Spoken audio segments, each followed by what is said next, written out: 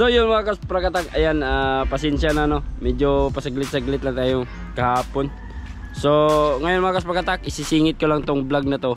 Meron lang sana akong gustong ipakita sa inyo yung mga kaganapan doon sa doon kay Lola, no, tungkol doon sa Santo Niño na nagbibigay ng unlimited lana.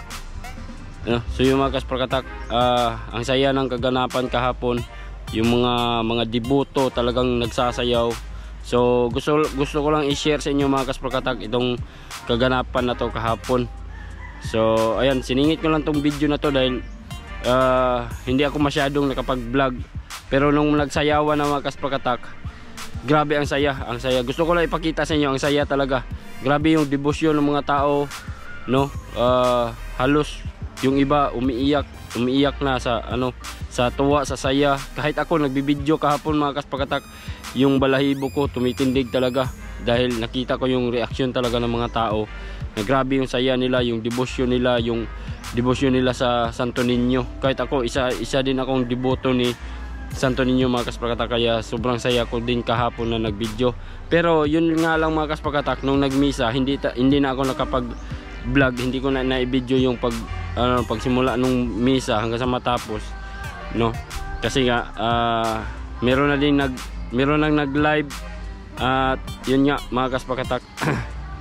No, so bago ko mga kasprakatak, bago ko ipakita sa inyo, gusto ko lang i-share itong history ng Santo Niño, no. Shoutout nga pala kay Ate Arlene.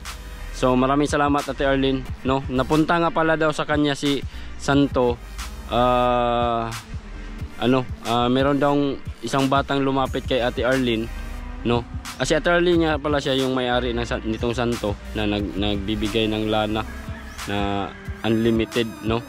Hindi ko na siya na itanong, pero si Kabungot mga kasprakatak, nakapanayam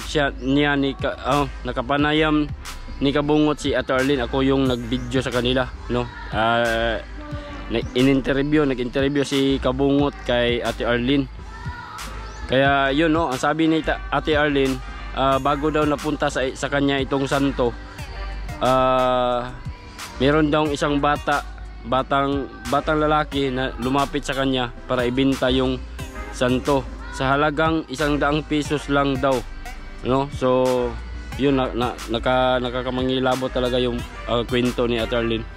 Tapos yun, sabi ni Ate Arlene, wala daw siyang pera kuan daw, pero pinilit pa din siya ng bata.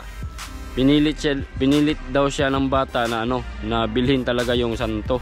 And then napilitan din si Ate Arlene na binili yung kanyang yung dala-dala ng bata ng santo. Tapos kumuha siya ng pera. Pagbalik niya, pero bitbit na niya yung santo. Pagbalik niya, nawala na daw yung bata. So yun ang history nitong santo. And then 16 years, biluin nyo mga kasprakatak, 16 years niyang hinawakan yung santo, pero bagong-bago lang yun nagmimilagro na nagbibigay lana, no. 5 years pa lang. So sila Ate Arlene, kada buwan daw, every 14th ng buwan nagsiselebrate talaga sila. So Kibali Mansari. So bali mga 5 years na nila itong ginagawa, nagsiselebrate sila. Kada buwan daw every 14th of the month nagsiselebrate talaga sila, nagpapakain sila, nagbibigay sila ng yung mga biyayang ibinigay ng santo. Yung mga lana libre lang, na walang bayad, hindi sila humihingi na kahit sintimo, no, libre lang, binibigyan lang nila. Kahit yung pinapakain nila sa mga tao, lang talaga yun, walang bayad yun. So yung mga kasprakatak, ipakita ko lang sa inyo ang mga kaganapan kahapon. So yung pag-interview kay Ate Arlene, wala na, panoorin nyo na lang kay Kabungot Official sa vlog niya. Alright, so yun lang mga kasprakatak, panoorin nyo to. Alright. Hello Loy. Nagubasa yung kay Loy, oh. Thank you sa imong kuan Loy, mga unlimited nga grasya. Nala sa mga kaspraki, ang atong amigo. Bisita na po diri sa balay. Oh, basa-basa, oh. Thank you, Loy, sa pagbisita balik, Loy, bunso. Salamat. Salamat sa mga grasya.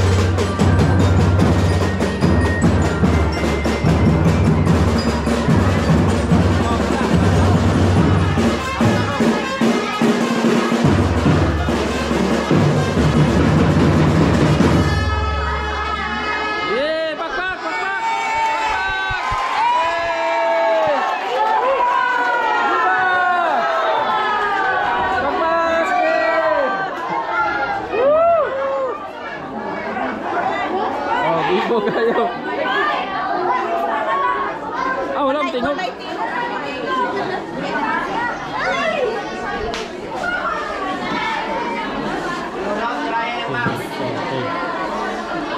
Ay, grabe.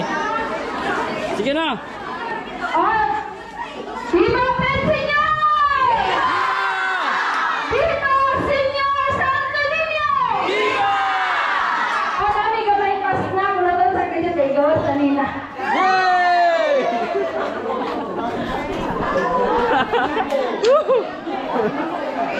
Ayaw sa maguli kaya isla. Ano raw?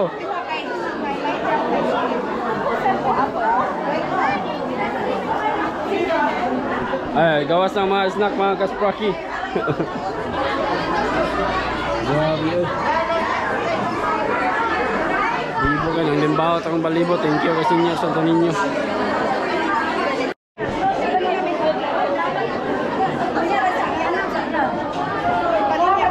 Gusto nga mga muyo, pwede ta maglinya, makapangamuyo tag tananin, matagaan po rin tag-uwel. Kung matagaan kita tanan, tagaan tag-uwel. Kinahanglan tanan, makahawin sa uwel ni Señor Santo Niño.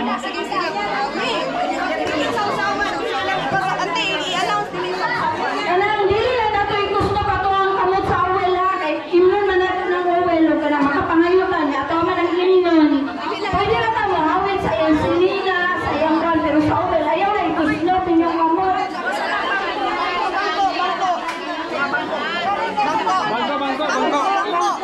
Bangko. Oh, snack sa mo. Excuse.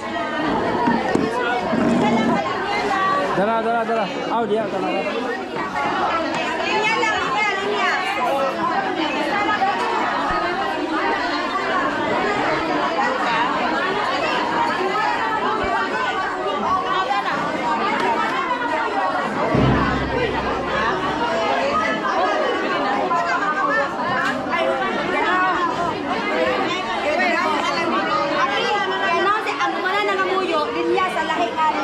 Agatong nakapangamuyo na ganila, pwede na diri sa pikas kay mahatag kag uwel. Katong nagdalaot kandila kanina na kuha nakapangamuyo lang. Oh, katong malabag pangamuyo kanina ba?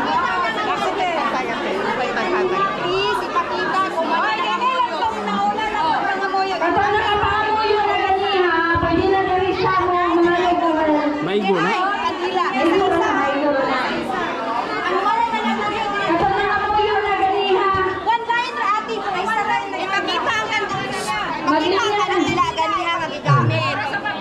Oh, sige.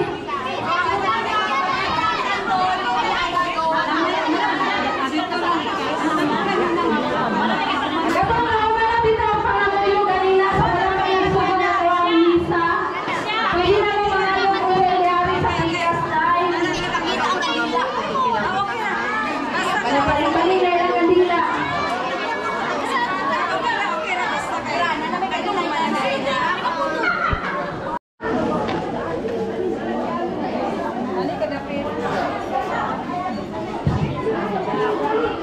Iya po nila. Wala, hindi man ang isalong niya. Ah, gisa. Ganiha ba ang isalong?